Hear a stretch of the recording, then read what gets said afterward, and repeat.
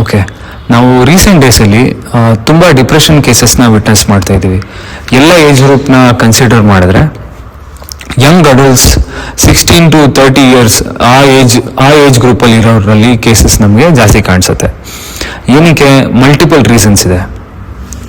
Family trauma ಆಗಿರ್ಬೋದು, ಅವ್ರು ಬೆಳೀತಾ ಇರೋ ಎನ್ವಿರಾನ್ಮೆಂಟ್ ಇರ್ಬೋದು, ಅಥವಾ ಅವರು ಚಿಕ್ಕ ವಯಸ್ಸಲ್ಲೇ ತುಂಬ ಎಲೆಕ್ಟ್ರಾನಿಕ್ ಗ್ಯಾಜೆಟ್ಸ್ಗೆ ಅಡಿಕ್ಟ್ ಆಗಿ ನಾರ್ಮಲ್ ಜನರ ಜೊತೆ ಮಿಂಗಲ್ ಆಗೋದು ಕಡಿಮೆ ಇರ್ಬೋದು, ಜೆನೆಟಿಕ್ಸ್ ಇರ್ಬೋದು, ತುಂಬ ರೀಸನ್ಸ್ ಇದೆ. ಆದರೆ ನಾನಿವತ್ತು ನಿಮಗೆ ಅದರಿಂದ ಆಚೆ ಹೇಗೆ ಬರ್ಬೋದು ಅನ್ನೋ ಇನ್ಫಾರ್ಮೇಷನ್ನ ಹೇಳ್ತೀನಿ. One of the best remedy ಏನು ಅಂತಂದರೆ high intense physical activity. So basically ನೀವು ಫಿಸಿಕಲ್ ಆಗಿ ಆಕ್ಟಿವ್ ಆಗಬೇಕು. ಈ ಆಕ್ಟಿವ್ ಆದಾಗ ಏನಾಗುತ್ತೆ, ನಿಮ್ಮ ಬ್ರೈನಲ್ಲಿ ಹ್ಯಾಪಿ ಕೆಮಿಕಲ್ಸ್ ರಿಲೀಸ್ ಆಗುತ್ತೆ. For example dopamine, oxytocin, serotonin and endorphins.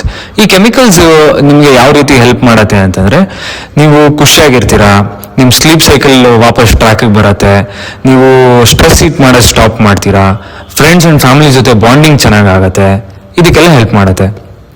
Physical ಆಗಿ ಆಕ್ಟಿವ್ ಅಂದರೆ ಏನೇನು ಮಾಡ್ಬೋದು? ಜಿಮ್ಗೆ ಹೋಗ್ಬೋದು, ಅಥವಾ ನೀವು ಫೇವ್ರೆಟ್ ಸ್ಪೋರ್ಟ್ ಆಡ್ಬೋದು, ಡ್ಯಾನ್ಸಿಗೆ ಸೇರ್ಕೋಬೋದು, ವಾಕಿಂಗ್ ಹೋಗ್ಬೋದು, ರನ್ನಿಂಗ್ ಮಾಡ್ಬೋದು. ತುಂಬ ಆಪ್ಷನ್ಸ್ ಇದೆ ಫಿಸಿಕಲ್ ಆಗಿ ಆಕ್ಟಿವ್ ಆಗೋಕ್ಕೆ. ಸೊ ಯಾವುದಾದ್ರೂ ಒಂದು ಚೂಸ್ ಮಾಡಿಕೊಂಡು ನೀವು ಅದನ್ನ ಫಾಲೋ ಮಾಡಿ. ಸೊ ಈ ಪೀಸ್ ಆಫ್ ಅಡ್ವೈಸ್ ಅಥವಾ ಇನ್ಫಾರ್ಮೇಷನ್ ನಿಮ್ಗೆ ಏನಾದರೂ ಯೂಸ್ಫುಲ್ ಅನಿಸಿದ್ರೆ ಲೈಕ್ ಮಾಡಿ, ಶೇರ್ ಮಾಡಿ. ಏನಾದ್ರು ಡೌಟ್ಸ್ ಇದ್ದರೆ ಪ್ಲೀಸ್ DM ಆ್ಯಂಡ್ ಕಮೆಂಟ್ ಮಾಡಿ. Thank you. Be happy, be active.